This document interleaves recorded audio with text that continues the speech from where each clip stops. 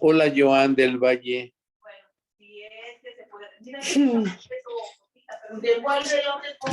¿Sí me miras bien? Está bien. Deja ver quién más está.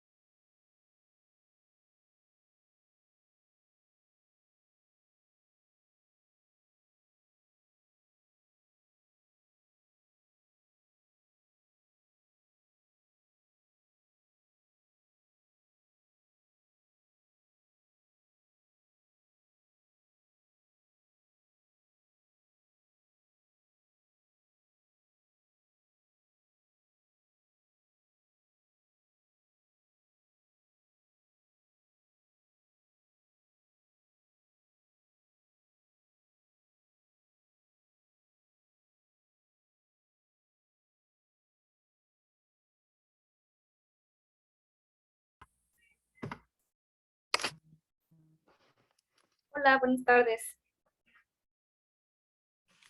Buenas, Esperamos. buenas tardes, aquí presentes. Hola, Sergio, buenas tardes. Hola, Joan. Buenas tardes. Gracias. Hola, buenas tardes. Buenas tardes, Carlos. ¿Verdad? Hola, Gloria. Buenas tardes. Oye, ¿podrías decirnos, por favor, la dependencia y tu cargo? Sí, claro. En el Observatorio de la Gobernanza, Desarrollo y Ciudadanía de las Mujeres. Y pues nada, ahí un poco estoy como capacitadora, más que nada. Observatorio de la Ciudadanía. Observatorio de la Gobernanza, Desarrollo y Ciudadanía de las Mujeres. Gobernanza, desarrollo. ¿Desarrollo de qué? Perdón. Desarrollo de las mujeres. Observatorio de la Gobernanza y Desarrollo de las Mujeres. Carlitos, ¿lo tienes? Me faltó un dato. Observatorio de la Gobernanza. Desarrollo y ciudadanía. Gracias. Desarrollo y ciudadanía de las mujeres. Mujeres. Pero no he dicho su cargo. Licenciada Paloma Castañón Hernández.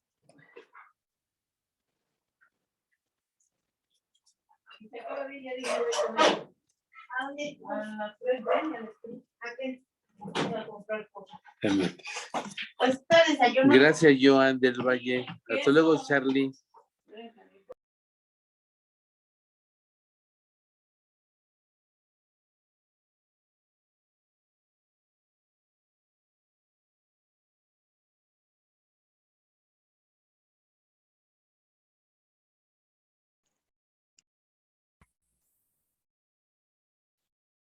Listo.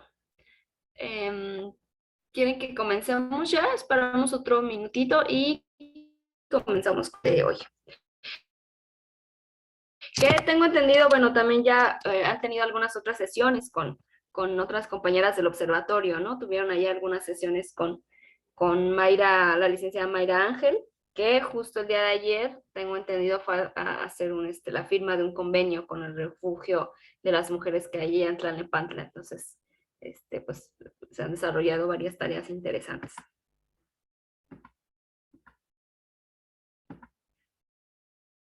¿Sí me logran escuchar bien? Sí. Muy bien. ¿Me recuerdas tu cargo, por favor? Sí, le decía que soy pues tallerista capacitadora del otro. Perdón, no escuché. Tallerista capacitadora.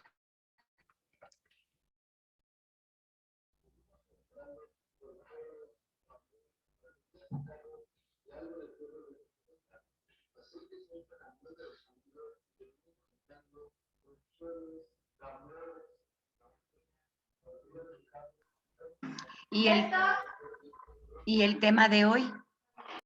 Bueno, pues el tema de hoy, justamente como les decía ayer, vamos a hablar de violencia de género y política, particularmente violencia política, pues por razones de género. Y pues bueno, si quieren ya arrancamos.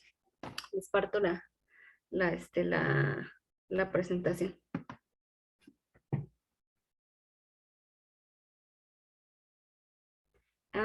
Ok, comenzamos. Bueno, pues ese es el tema del día de hoy, violencia política por razones de género. El objetivo, pues, de estas sesiones, en primer momento, visibilizar el problema de la violencia política por razón de género y, pues, conocer diversas estrategias, sobre todo las estrategias institucionales que existen, para poder prevenir, ¿no?, a nivel institucional este tema.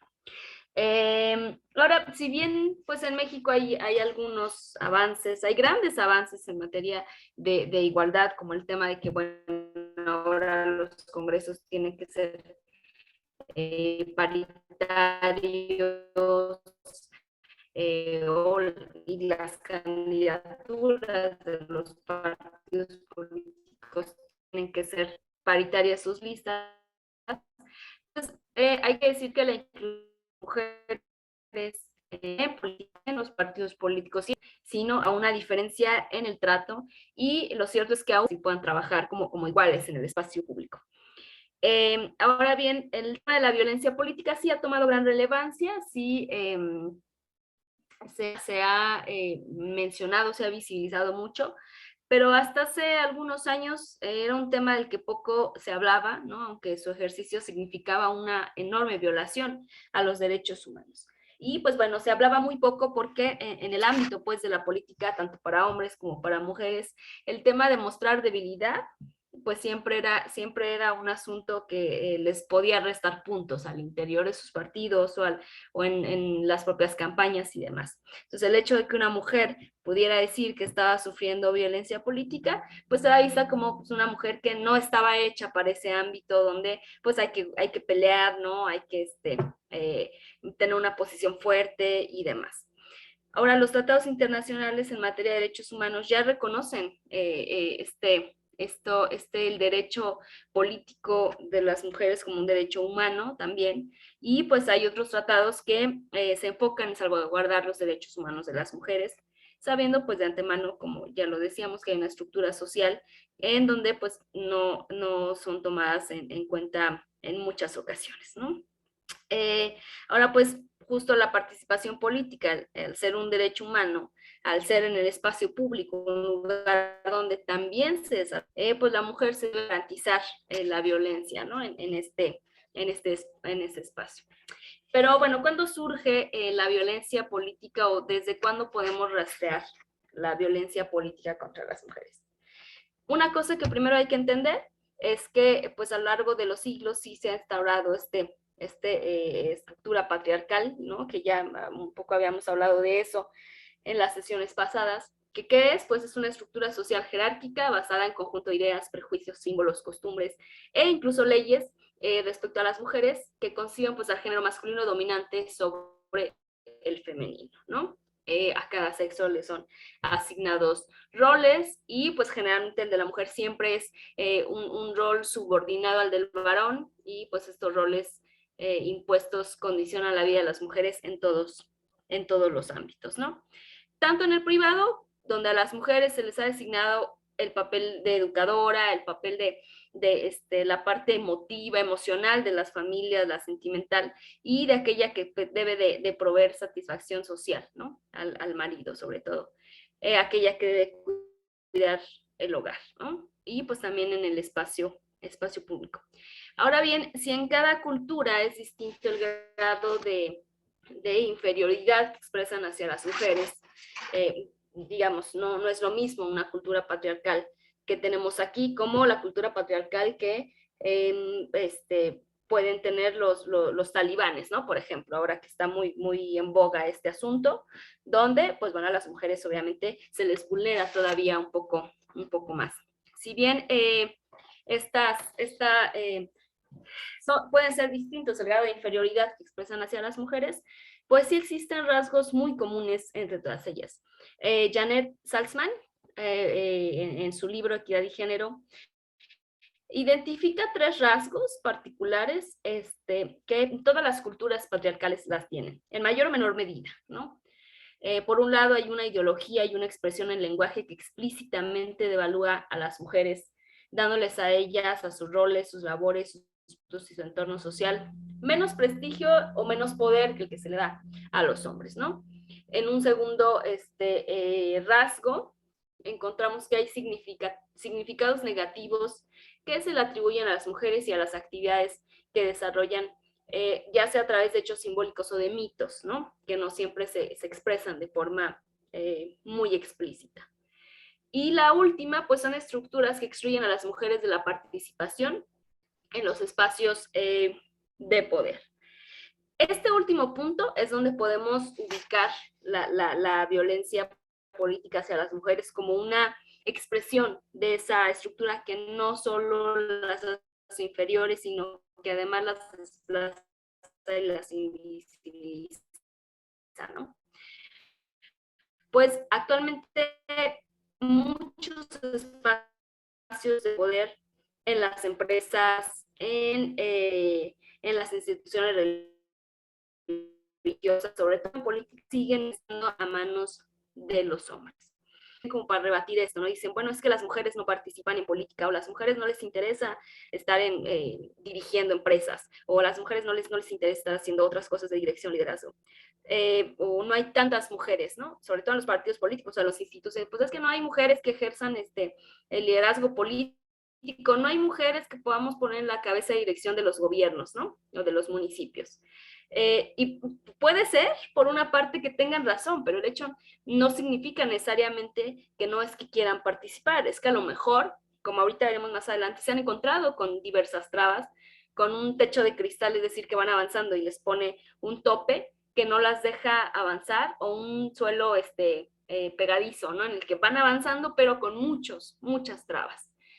Entonces, claro, esta es una de las cosas que se menciona mucho, pero pues ya veremos por qué exactamente a lo mejor no hay muchas mujeres que participen en política, y las que hay es muy complicado que logren destacar, o lo era, ¿no? Hasta hace unos años. Ahora, ¿cómo surge esta expresión de violencia hacia las mujeres? Podemos rastrear esto desde la construcción, o desde el surgimiento más bien, de las democracias modernas. ¿Alguien recuerda en la democracia ateniense quiénes eran los que podían votar? Bueno, pues solamente eran los hombres propietarios, ¿no? Los esclavos no podían votar, y las mujeres, por supuesto, que no podían votar ni ser votadas, y los niños tampoco, ¿no? Entonces, bueno, a partir de este surgimiento de las democracias modernas, pues se construye una gran barrera entre lo público y lo privado, y con ella, pues la diferencia de roles entre los géneros, ¿no? En este proceso de toma de decisiones. Mientras para los hombres fue asignado el espacio público, es decir, aquel donde se discute y ejerce el poder, a las mujeres se les asignó el espacio doméstico. Fíjense ustedes que justamente Aristóteles, él escribe en sus textos, y bueno, otros también filósofos, que las mujeres y los niños eran considerados seres incompletos, eran considerados seres incompletos, a los cuales los hombres tenían que cuidar, proteger y en algún momento pues representar, ¿no? Es decir, a las mujeres pues, sí, no eran consideradas como ciudadanas, ¿no? El término de ciudadanía ahí para las mujeres pues estaba excluido totalmente. Y pues bueno, a ellas se les relegó al espacio doméstico, ¿no? Para ser muy específicos, a las mujeres se les impuso un papel que las representaba, que las presentaba como seres cercanos a la naturaleza, emocionales, intuitivas, pasionales, con una inclinación innata por cuidar a los otros, y pues a los hombres se les mostraba como personas cuyas características eran la fortaleza, la inteligencia, el poder. Es decir, que no solo se concibió a lo femenino como algo distinto de lo masculino, sino también como un opuesto inferior, ¿no? de lo masculino. Entonces, de esta forma se generó una subordinación del espacio privado al espacio público y de lo femenino a lo masculino, de tal manera, pues, que la autoridad recayó totalmente en la figura del hombre, ¿no? Pero bueno, esta autoridad que tendrá la figura del hombre, pues solamente es la que va a incidir en el espacio público, sí, pero también va a incidir en el espacio doméstico, ¿no? Con la figura del padre. Figura que también va a referirse en referente a autoridad y por dentro del núcleo familiar. Entonces, vemos cómo incluso en el espacio privado, pues la mujer se relega a un segundo plano, ¿no? Hay una catedrática nos contaba que, bueno, ella creció en una familia de puras mujeres y, bueno, su padre a muy corta edad las abandona y la mesa siempre estaba, o sea, el espacio donde se sentaba el padre se quedaba vacío, ¿no? Pero ahí estaba.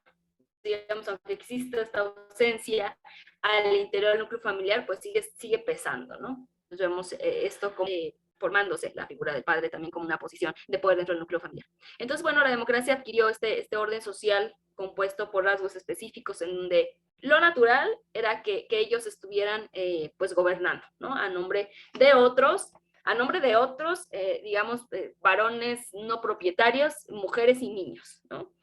Y pues bueno, gobernaron representando pues sobre todo a los demás, incluyendo a las mujeres. Ahora en América Latina, esto, incluimos aquí pues a México, esto en realidad no fue muy distinto, ¿no? En el siglo XX, bajo el argumento de mantener como las buenas costumbres, se defendió una forma de ser mujer lejos de la política, ¿no? Del mundo público y de toda posibilidad de ser visibles ante sociedad. En América Latina, pues sigue siendo muy poco femenino que una mujer haga política, ¿no? O sigue siendo muy recriminada por el asunto de meterse en política y dejar a la familia, muy criticada por muchas otras cosas, ¿no? Pongamos tan solo de ejemplo. ¿Qué se piensa cuando alguien habla de pues, un hombre público? Pues bueno, es aquel que ejerce el espacio de la política y que hace política. Cuando se habla de una mujer pública, se piensan otras cosas, pero no en eso, ¿no? Entonces, bueno, esto, digamos, es un pequeño ejemplo de cómo claro, el mundo público, el mundo de lo político, el mundo de las instituciones políticas y de gobierno no fue pensado tampoco en un espacio donde las mujeres pudieran caminar, ¿no? Entonces, pues bueno, estos digamos como los primeros rastros que encontramos de esta división entre lo público y lo privado, ¿no? Les decía que, bueno, que no es muy distinto en el caso de América Latina, ¿no? Ahora, ¿qué es la violencia política? Pues aquí hay varias definiciones. Primero, es cualquier agresión física o psicológica que ejercida por responsables partidarios y otros actores políticos para resistir la presencia de las mujeres en la vida pública. Otro, que es lo que establece nuestra Ley General de Acceso a las Mujeres a una Vida Libre de Violencia, es limitar, anular o menoscabar el ejercicio efectivo de los derechos político-electorales de una mujer, el acceso al pleno ejercicio de las atribuciones inherentes a su cargo o función del poder político. Es decir, a toda cosa que trate de inhibir el ejercicio de las mujeres en una función pública o en una función política, podrá ser entendido como violencia política. La propuesta ley marco de la comisión es cualquier acción, conducta u omisión realizada de forma directa o a través de terceros que, basada en su género, dañe o cause sufrimiento a una o varias mujeres. Y pues que tenga por objeto, por resultado, menoscabar o anular el reconocimiento, goce o ejercicio de sus derechos políticos.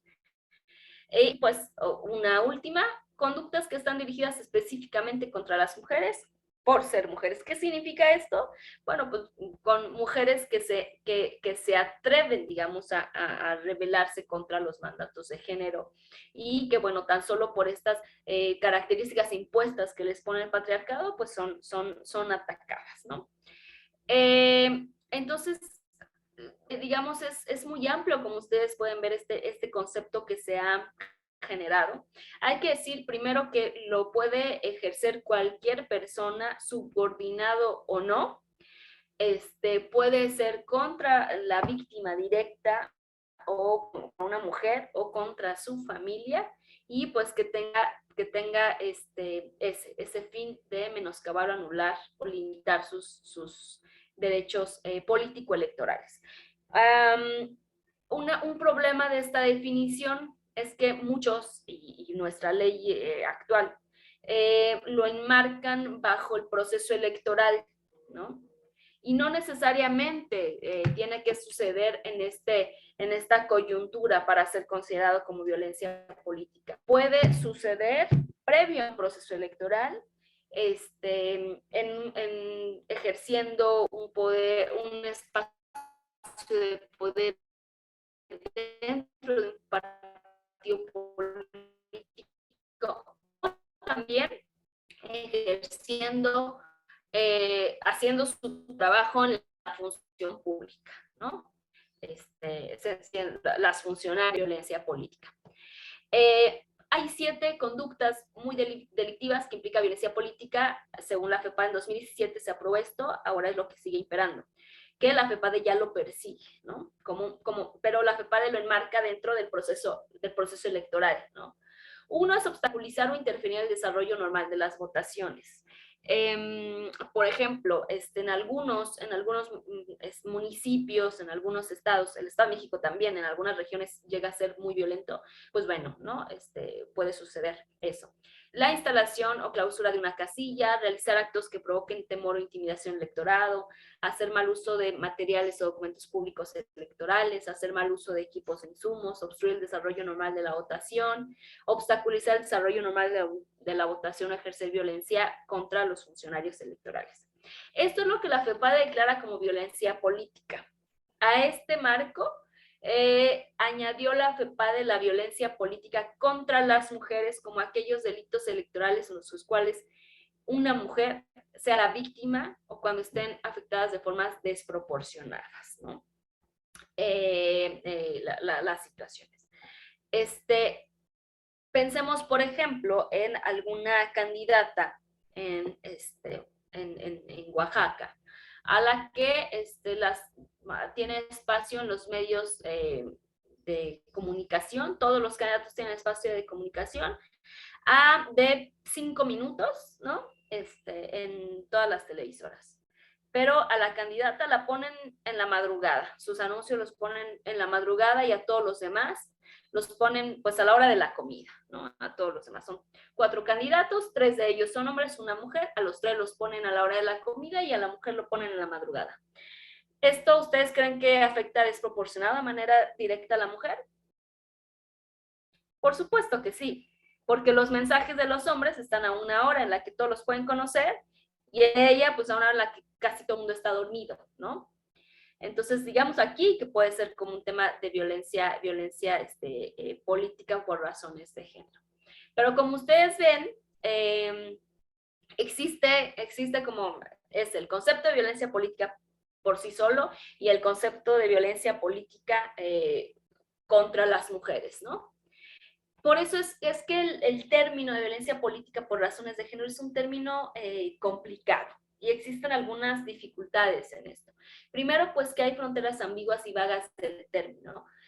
Uno, ¿cuándo es violencia política? ¿Cuándo es violencia de género? ¿Cuándo es violencia política hacia las mujeres por el hecho de ser mujer, ¿no? Pensamos, por ejemplo, les voy a poner un caso que sucedió en 2016, me parece, No sé si ustedes supieron del asesinato de una alcaldesa que justo el día de su cargo fue asesinada en Temixco, Gisela Mota. Fue asesinada en Temixco el día que tomó protesta. Pero pues digamos, en todo el proceso del homicidio y en todo, no encontraron tintes de género. Algunas personas, algunas compañeras feministas van a decir, es que es violencia política por razones de género. En realidad, las investigaciones, pues bueno, resultaron que no, que la habían asesinado justo porque se negó a, pues, a aceptar y a pactar con alguno de los grupos del narco, ¿no? Que gobernaba, que pues dirigía ahí en Morelos, entonces la asesinan por eso. ¿Ahí qué podría hacer? ¿Ustedes lo piensan que es violencia política por el hecho de ser mujer o es violencia política a secas?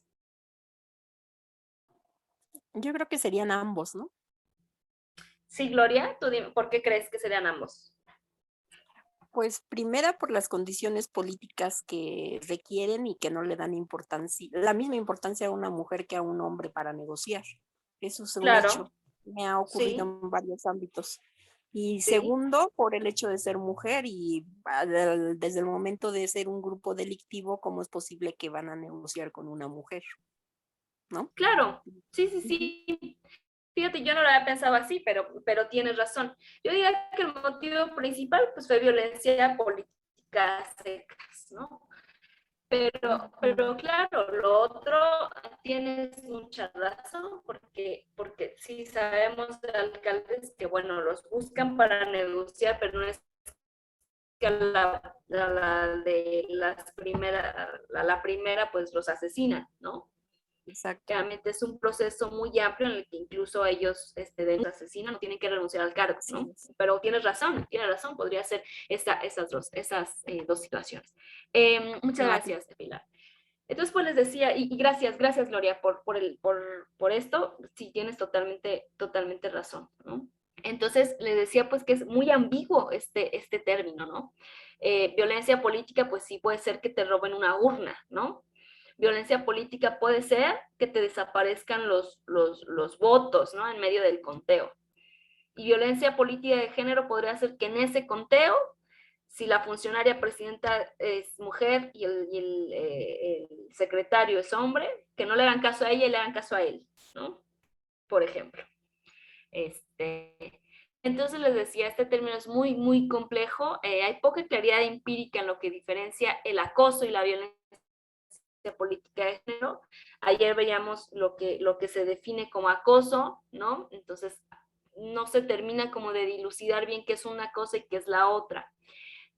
Hay también prácticas muy diferentes en el mundo que son llamadas del mismo modo, ¿no? Y estas diferencias culturales en lo que se entiende como violencia política. A lo mejor en algunos, pensamos por ejemplo en Estados Unidos, ¿no? Cuando hubo la toma esta del Congreso y demás, pues era un asunto que claro, ponía como en peligro todo lo que estaba sucediendo en Estados Unidos. Pero aquí es muy común, ¿no? Que en el Congreso pues, se tome el Congreso y no te dejen salir y bueno, allá hasta que se acabe la votación. Para nosotros es algo muy común ver eso, ¿no? Esas discusiones al interior de los Congresos. En otros países no así, ¿no? Entonces, por eso estas diferencias con lo que se entiende como violencia política. Hay problemas también en la medición empírica y pues hay que decirlo, hay una falta de investigación muy puntual respecto a la violencia política y respecto a la violencia política por razones de género de nuestro país y de diversas latitudes, ¿no? Si quieren como investigar más en eso, hay un libro, el primero que salió de eso, se llama Mujeres Políticas, Mujeres Muy Públicas, que igual les puedo dejar el link por acá, donde ustedes pueden revisar varias narraciones que tienen mujeres de distintas partes de América Latina de cómo han vivido su proceso incursionando en política, ¿no? Bueno, según la Corte Interamericana de Derechos Humanos y el protocolo para atender la violencia política, hay elementos que son indispensables y que consideramos un acto de violencia se basa en el género. Primero, cuando la violencia se dirige a la mujer por ser mujer, cuando la violencia tiene impacto diferenciado a las mujeres o les afecta desproporcionalmente, cuando, ya decíamos, sean el ejercicio de sus derechos político-electorales, aunque no necesariamente, o esto no significa que tenga que sufrirse en un proceso electoral. Cuando el acto u omisión es simbólico, es verbal, es patrimonial, es económico, físico, sexual y o psicológico. Y como les decía, puede ser perpetrado ya sea por agentes del Estado, por superiores jerárquicos, por subordinados, por colegas, por los partidos, por los medios de comunicación, por particulares o también de manera institucional, ¿no? un cuerpo institucional. ¿Alguien podría darme un ejemplo de esto, de alguna de estos 4, digamos, elementos?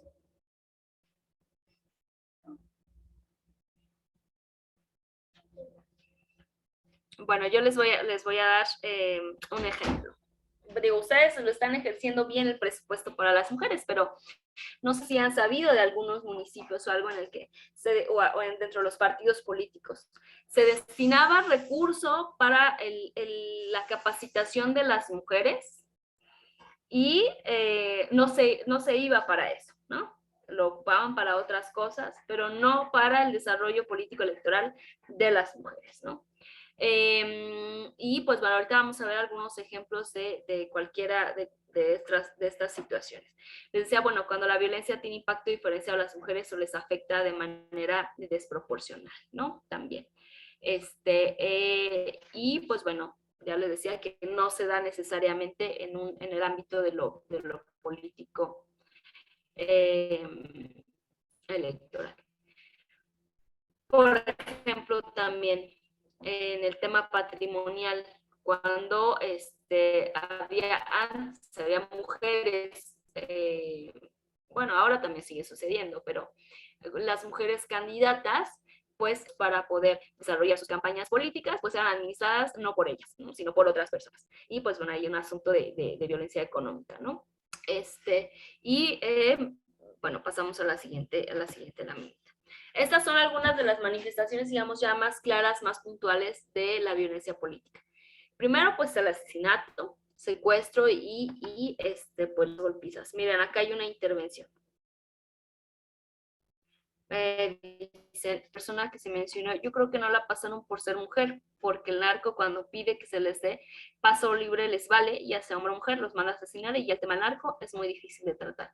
Sí, Delfino, yo decía eso, ¿no? Justo que sí, podamos hacerlo pasar solo por violencia política secas, pero fíjate que Gloria pone un elemento muy interesante, ¿no? El hecho de que, pues bueno, no ampliaron el término de negociación como suele suceder con unos otros, sino a esta candidata, o ya había sido el día de la toma de posesión, pues dijo que no ese día, y pues ese día la mataron, ¿no? Entonces, digamos, no le ampliaron el margen ahí de negociación, que sería interesante ver, a lo mejor hacer un estudio de eso, ¿no? Cómo impacta estos presiones que hay de los grupos de narcotráfico, de estos grupos fácticos, cómo impactan el ejercicio de las mujeres y de los hombres, ¿no? Sería interesante analizarlo, creo. Pero sí, Delfino, de acuerdo también contigo. Manifestaciones, bueno, pues eso, asesinato, secuestro, golpizas, ¿no? O puede llegar hasta el feminicidio. Las amenazas, los tocamientos o la intimidación, el acoso, la discriminación, la coacción, actos que restrinjan o anulen el derecho al voto libre. Fíjense ustedes que, por ejemplo, en muchas comunidades de Oaxaca, en algunas, sí usan el tema de que el voto de la mujer va a ser lo que diga el esposo o el padre, ¿no? Dependiendo. Entonces, pues bueno, ahí al final también están anulando ese derecho, ¿no? ¿Qué impide ejercer un cargo público de representación? Hace algunos años, ahora no, porque la ley ya obliga a que las fórmulas, las candidaturas sean del mismo tipo, es decir, si yo soy candidata propietaria a una diputación, mi suplente tiene que ser una mujer también, ¿no? Ahora ya es la normativa, pero hace algunos años no era así. Y las mujeres, las famosas Juanitas, eran puestas como mujeres propietarias y el suplente era un hombre. De tal manera que cuando ganaban la elección, las mujeres pues eran obligadas a renunciar su campo para que se quedara, pues ya sea gobernando o en el Congreso, fuera él, ¿no? No te entiendo. Ah, bueno, me dicen que justo ahora en la actualidad, pues el hombre ya puede tener una suplente mujer, ¿no? Y pues bueno, eso lejos de impedir, pues ayuda, porque hay una cosa muy clara, y creo que no lo han entendido todos, que la paridad, es decir, que sea la mitad mujeres y la mitad hombres, no es techo, sino es piso, ¿no? Es decir, que puede haber más mujeres y no tendrá que haber problema en eso. También puede otra manifestación de la violencia política cuando pues el cubrimiento mediático es sexista, o cuando existe una sexualización en medios de comunicación o en redes sociales, ¿no? Fíjense ustedes, cuando Josefina Vázquez Mota fue candidata a la presidencia, lejos de que podamos decir muchas cosas en términos políticos de ella o de los otros candidatos, de todos los demás se habló de las propuestas, de cómo se discutieron, de los argumentos que daban nosotros. El 85% de los medios que cubrieron a Josefina, y les voy a pasar ese estudio que se hizo, el 85% de las notas que cubrían a Josefina hablaban de una cosa, no sé si ustedes lo recuerdan, hablaban de su chaqueta, de la chamarra que llevaba, de la chamarra azul que llevaba, o sea, en fin, que quería ser vista como muy jovencita, y hicieron infinidad de memes. El 85% hablaban de su ropa y no de sus propuestas, si eran buenas o malas, ¿no? O, por ejemplo, en las entrevistas, hay una pregunta, este estudio dice que, bueno, en el 97% de las entrevistas que le hacen a las mujeres candidatas, hay una que es común para todas, que generalmente a los hombres no es así, ¿no? Y les preguntan cómo concilian su vida privada, cómo concilian el ejercicio de ser madres con su ejercicio público, ¿no? Y pues bueno, no es algo que vamos muy común que les pregunten a ellos, ¿no? Y oye, ¿cómo la lleva a ser padre y además ser presidente del partido, ¿no? Pero a las mujeres sí, ¿no? A las mujeres generalmente se les pregunta esto. Y bueno, también cuando hay técnicas de dominación, es decir, de cosificación, de revictimización u ocultamiento de información también es. Se repitió esta lámina. Vamos a ver algunas como muy específicas. Bueno, los estereotipos de género que le restan credibilidad y autoridad para ejercer cargos de responsabilidad, ¿no? O para exigir alguna cosa. Cuando hay cuestionamientos y dudas a las capacidades y gestiones realizadas por ser mujeres, ¿no? O también, pues bueno, cuando existe minimización o descalificación de su opinión, aportes, iniciativas o propuestas. Yo les voy a preguntar aquí a todas las compañeras que nos acompañan, si no les ha sucedido que en alguna reunión de trabajo dicen alguna opinión y no les hacen caso, ¿no? Como que pasa.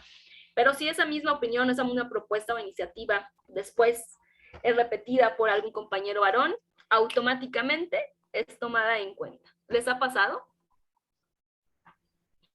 Por ahí, sí. Allá Joan, ¿te ha sucedido? Gloria dice que sí le ha sucedido. ¿Joan, te ha sucedido? Sí, Isabel dice que sí le ha pasado. Entonces, bueno, ¿no? Esto es muy común. Y entonces, pues, una se queda así como que, pero es que fue lo mismo que yo dije, ¿no? Y pues, bueno, ya ahí se queda en eso. Obstaculización del ejercicio político a través de la limitación de recursos. Ha sucedido mucho también en campañas políticas o demás, pues, bueno, a ellas generalmente se les limita, ¿no? Este tema de recursos para eso. Criterios no meritocráticos para definir las candidaturas, es decir, que pues sean las mujeres designadas no por su avance en el partido, no por su desarrollo institucional, sino porque pues son parte de la familia de un alguien, aunque ella no tenga carrera política, ¿no? O son parte del equipo, pues que no ha hecho carrera política ella, pero pues que dice que sí al líder o dirigente, ¿no? Digo, aquí hubo un ejemplo muy claro ahora en las últimas, en la última elección, ¿no? Por allá en Guerrero, tuvimos este asunto de que, bueno, el candidato ya no pudo ser y en lugar de volver a ejercer un proceso en el que había otras mujeres muy capaces de poder ser sus candidatas, pues bueno, se negó ese proceso y se dejó ahí a la hija, ¿no?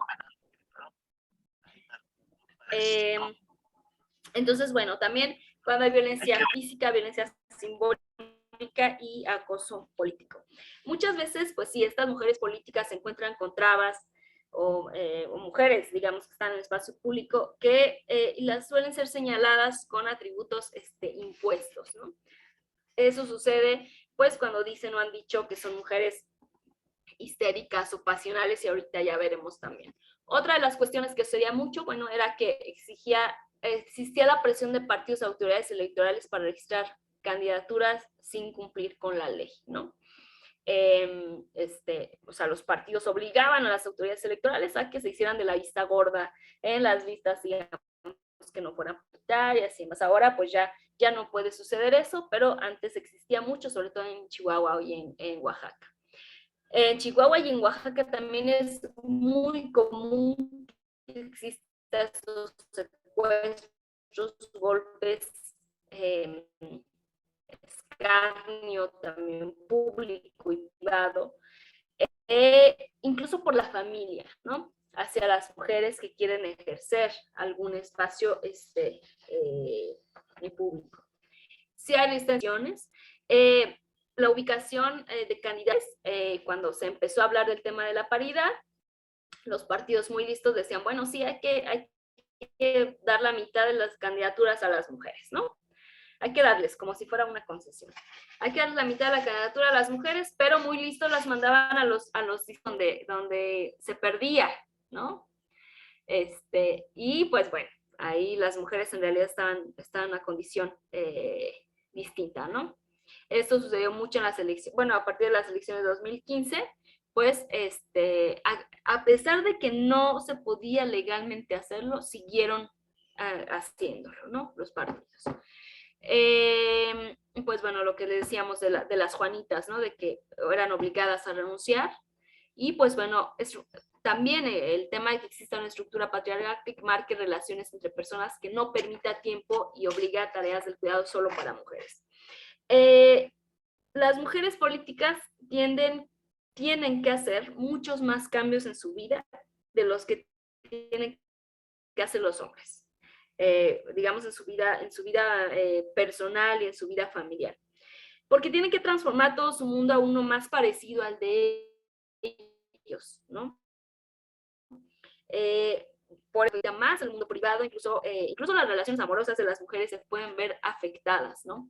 Es muy, muy complicado, digamos, que se pueda entender esto y a veces pues termina afectando también esta vida privada y ya se les sigue cuestionando más de dónde dejaron al hijo, ¿no? O por qué dejaste al hijo, es que ya es bien noche, o se lo terminan llevando, ¿no? También a las reuniones, o en fin, muchas otras cosas, y cuando se los llevan, pues bueno, son vistas como, ay, no, es que ¿por qué lo traes? ¿No? Entonces, es muy, muy complicado el escarnio que se hace en este sentido. Ahora, otra cosa que hay que decir es que la exigencia de la paridad de género en las candidaturas trajo muchos otros obstáculos para las mujeres. Digamos, un punto complicado del tema de que más mujeres incursionen en política es que sí, claro que incursionan más, pero también están más expuestas a que padezcan violencia política, ¿no? Entonces, esta paridad, esta exigencia de la paridad, pues primero pues nos encontramos con que las acciones afirmativas y estas cuotas de género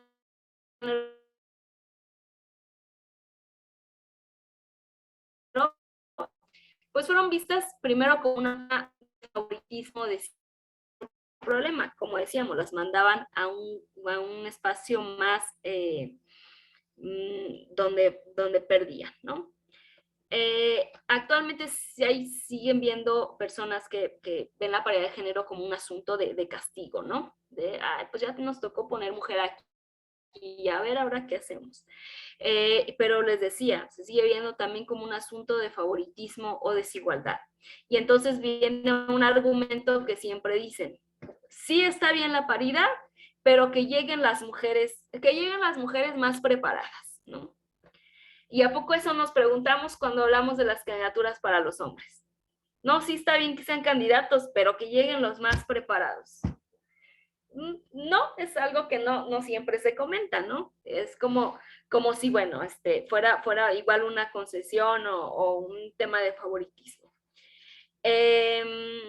La apariencia física también tiene un papel fundamental en el maltrato y la dominación, pues, hacia las mujeres. Pues sucede que quienes son atractivas para los hombres generalmente son cosificadas, son vistas más por su belleza que por su participación política y pues en la mayoría de los casos suelen ser víctimas de acoso sexual que a veces termina separándolas del cargo, ¿no? Ahora también las mujeres que no son atractivas para los hombres también son víctimas de esta discriminación. ¿Por qué? Porque además de atribuirles adjetivos despectivos, son para algunos al interior de los partidos pues un producto que no vende, alguien que no gana elecciones, hay que hacer mucho para su apariencia física, es decir, la edad y la apariencia de las mujeres también son constantes en la violencia política. Si eres bonita, pues mal, si eres fea a su vista, pues también y sin estudios que avalen, ¿no? La posición que están llevando ahí, pero pues bueno, a ellos no se les cuestiona si están llegando los mejores a gobernar o a la Cámara de Diputados, ¿no? O a las instituciones también. También el estado civil es un obstáculo. Para los hombres generalmente no, ¿no? El estado civil de las mujeres sí juega como un freno para la carrera política, porque como dijimos, sobre todo aquellas que suelen estar pues sí, emparejadas, casadas con un hombre que hace política también, no ha ejercido algún cargo de decisión, su gestión, la de ella, generalmente no se toma en cuenta, pero sí la de su pareja, ¿no? O si va a ser candidata, pero ella tiene además una propia carrera política, se le suele juzgar más por la carrera de él que por la carrera de ella, o bien se le está diciendo pues que ella es la extensión de él, ¿no? Que ella no tiene capacidad de tomar decisiones y pues que todo se lo consulta a él. Eso es generalmente lo que se dice. Y pues bueno, estos son, digamos, muchos ejemplos para ilustrar cómo se vive la violencia política contra las mujeres en nuestro país. Solo retomé algunos de esos, ¿no? Y quiero que después veamos también unos casos muy específicos. Ella, no sé si la conozcan, ella es Eufrosina Cruz Mendoza. Ella fue muy forzosamente, muy contra amenazas y burlas, candidata a la presidencia municipal en su pueblo, en Santilla Cuegolani. Y cuando llegó ella a ganar, el alcalde de ese municipio destruyó las boletas electorales y dijo: aquí las mujeres no existen. A ella le negaron pues ya había ganado la elección, ¿no? Y pues bueno, ella no pudo tomar posesión porque pues fueron anuladas estas boletas electorales y pues bueno, aquí podemos ver muy claramente cómo efectivamente, ¿no? Ahí en esa parte de Oaxaca, pues sí, como las mujeres no está bien que participen en política, no está bien que dejen de su casa para irse a un mundo que no es para ellas, pues anularon su triunfo. No, más bien lo anularon, no se lo dejaron ni siquiera impugnar porque no había material, ¿no? para hacer. Y quiero que escuchen esto también.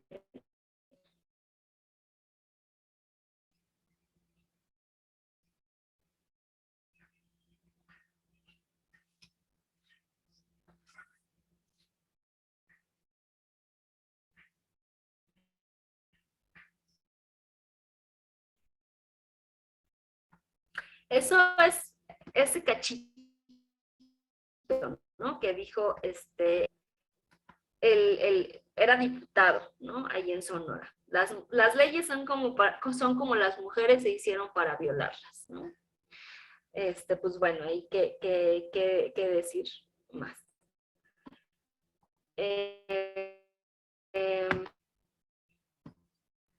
Otro ejemplo, en el año del 2005, en Durango estaban pues discutiendo una investigación, ¿no? al gobierno, querían pues hacer una investigación, el tema de la transparencia,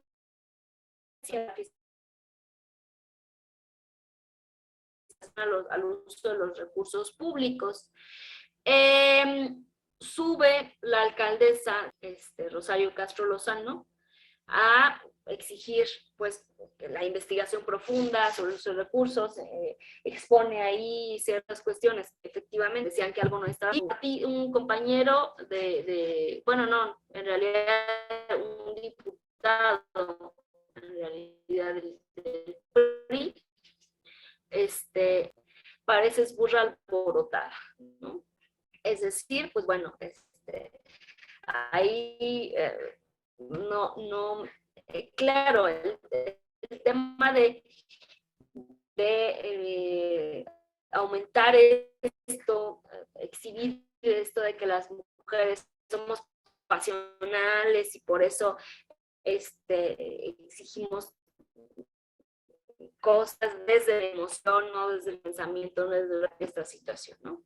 Ahora no sé este caso, por ejemplo, también, ¿no?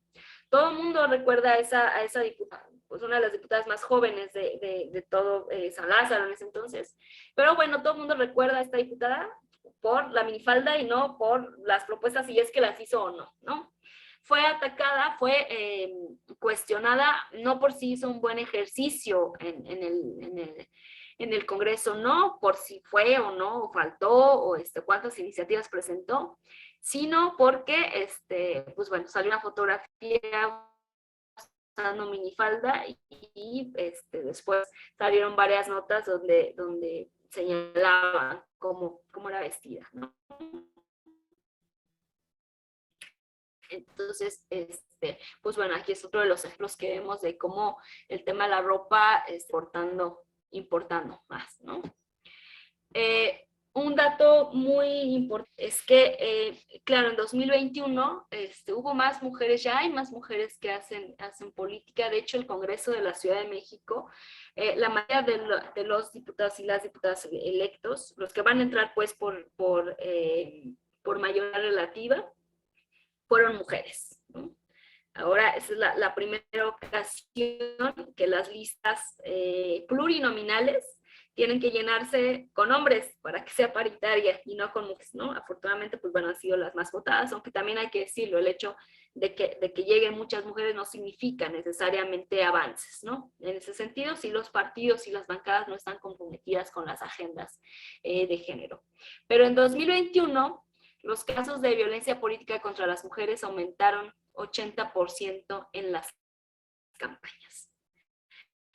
De Oaxaca es la entidad que tiene más denuncias en este registro nacional de las mujeres en razones de género, ¿no? Entonces, pues vemos que esto es muy importante. Yo más bien les hago un llamado también a ustedes que están tomando espacios de decisión y que son representantes también y que son funcionarias públicas, pues que bueno, que sigan avanzando, que sigan rompiendo esta idea general o este impuesto que hay general de manera, por parte de la estructura que nos sigue mandando, ¿no? De que lo natural, el espacio político es de hombres, ¿no? Ustedes creo que están demostrando que no es así. Claro que es un proceso largo, es un proceso complicado, pero que, bueno, tendrá avances también. Y, pues nada, invitar también a los compañeros aquí varones que están aquí, bueno, ya teniendo identificadas ciertas cosas, pues, comiencen a generar también un cambio dentro de sus instituciones, ¿no? Entonces, bueno, aquí cierro. Ahí tenemos unos minutitos para, si alguien quiere comentar algo, pues lo pueda hacer, ¿no?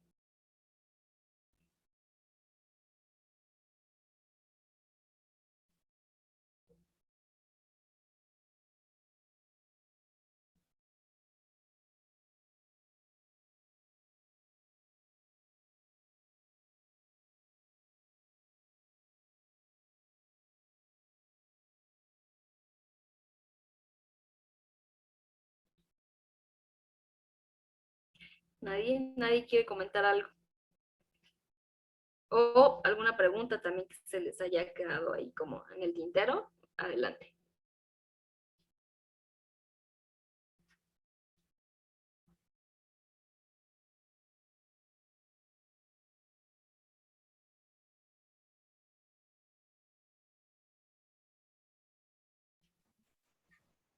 Hola, soy Rosa María Guerrero. Hola, Rosa, mucho gusto. Mucho gusto, bueno, gusto de verlos a todos. Eh, pues todo lo que vemos, desgraciadamente, en contra de la mujer, pues viene del seno familiar. Desgraciadamente, hemos visto que ha avanzado mucho el derecho de la mujer, pero todavía falta mucho que hacer. Y todo es por el respeto, ¿no? El valorar lo que es una mujer y que el hombre desde el seno familiar tiene que ser educado con un respeto y una sensibilidad especial hacia nosotras. Y todo ser humano viene de una mujer. Desgraciadamente, pues todo esto que vemos es muy doloroso porque pues todos merecemos respeto en todo lugar, en todo ámbito social, privado, político. Y creo que todos como ente tenemos el derecho a escuchar, a que escuchemos sus propuestas, a que escuchemos y respetemos. Y veo otros países donde la mujer tiene un lugar especial, pero es por eso, porque desde el ámbito familiar se le ha educado a los niños y a las niñas por igual, pero sí a la mujer un trato muy especial que se debe de retomar en la familia. Ese es mi comentario.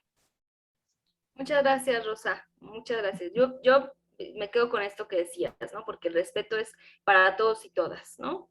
Independientemente, no tendría que ser por cómo, o lo que tenemos entre las piernas, lo que nos diga si nos respetan o no, ¿no? O también por las decisiones que tomemos, ¿no? Totalmente.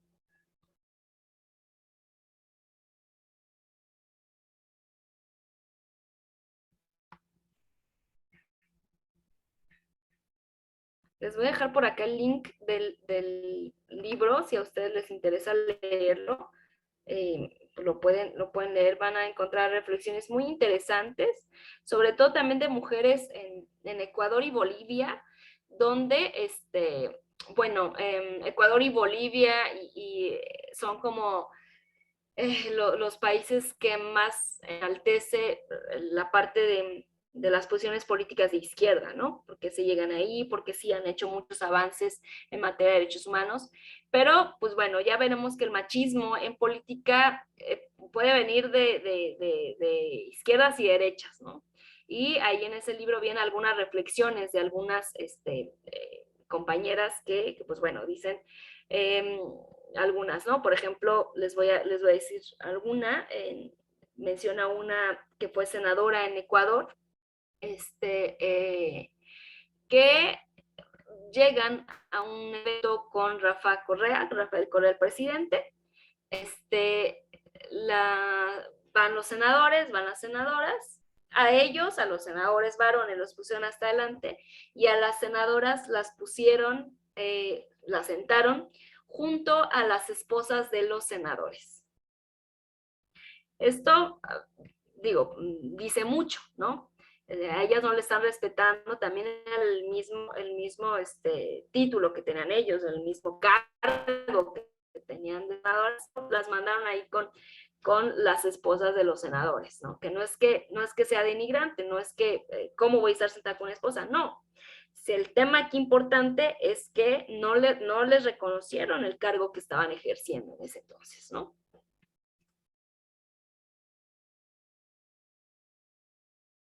Y pues bueno, vamos cerrando. Acá Magdalena nos dice muy interesante y sí, todavía falta mucho para la equidad de género, pero tenemos que seguir luchando por ello, por supuesto, Magdalena, no hay que desistir. Isabel nos dice por acá, agradezco mucho tus exposiciones, siempre aprendo algo, me sorprendo, me indigno, me llevas a la reflexión y la idea de continuar lo que otras mujeres han iniciado. Claro que sí, Isabel, pues al final tenemos que construir algo mucho mejor de lo que nos ha tocado a nosotras vivir, pues para las que vienen, ¿no? Que lo tengan un poco más fácil. Dice Pérez, lamentablemente el machismo lo fomentan las mamás sin darse cuenta. Pues puede ser, una parte sí y una parte no. Digo, yo diría que, claro, las mamás son las que educan, pero no hay que quitar el tema de la responsabilidad. Ese argumento está dejando ahí, está obviando una cosa, ¿no? De una crianza desde el respeto, desde la igualdad. Es decir, esto es que las mujeres son las que fomentan, pues sí puede ser, porque son muchas las mujeres que educan, porque hay muchos hombres que tampoco se hacen respeto, no lo quieran ellos, sino también por muchos de los mandatos de género, ¿no? Pero pues también el machismo es construido no solo en las familias, sino también afuera, ¿no? Desde lo institucional, desde la escuela y demás, como veíamos cuando hablamos de los mandatos de género, ¿no?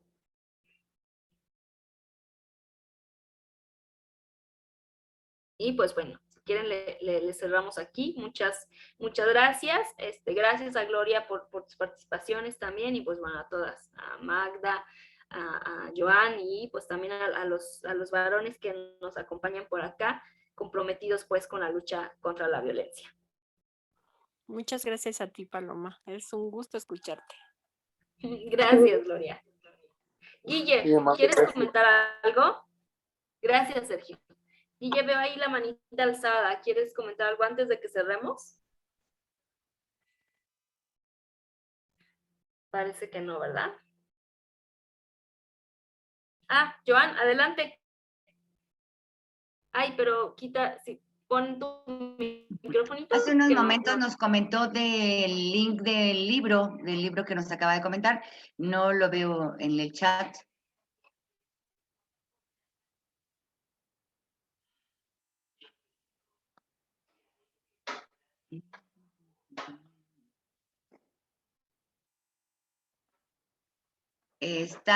Tiene su micrófono cerrado. Ok. Déjenme buscarlo por acá y ahorita se los pongo. Mujeres políticas, mujeres muy públicas se llama. Y si les interesa, les recomiendo mucho que vean, lean y sigan a una académica que se llama Flavia Freudenberg. Ahorita les escribo también, que es la única académica que ha hecho investigaciones sobre este asunto, ¿no? Ese es el link del libro y les voy a poner aquí el nombre de ella.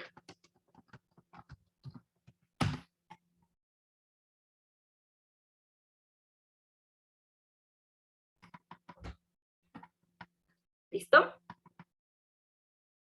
¿Ya lo pudiste ver, Joan? Sí.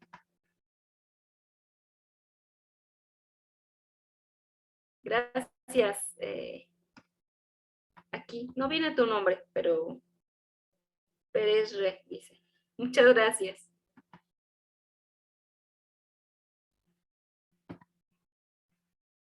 Gracias, Carlos.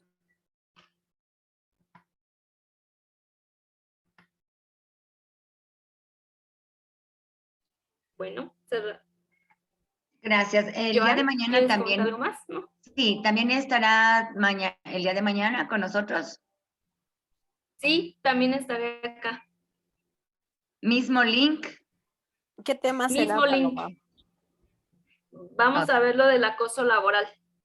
El día de mañana, gracias. Tema del acoso laboral, sí. Y pues si tienen alguna recomendación también para el de lunes, que voy a terminar también yo, adelante, ¿eh? Muchas gracias, Paloma. Gracias, cuídense. Bye. Gracias, buenas Muchas tardes. gracias, Paloma. Excelente en la información. Buena tarde. Gracias. Bye.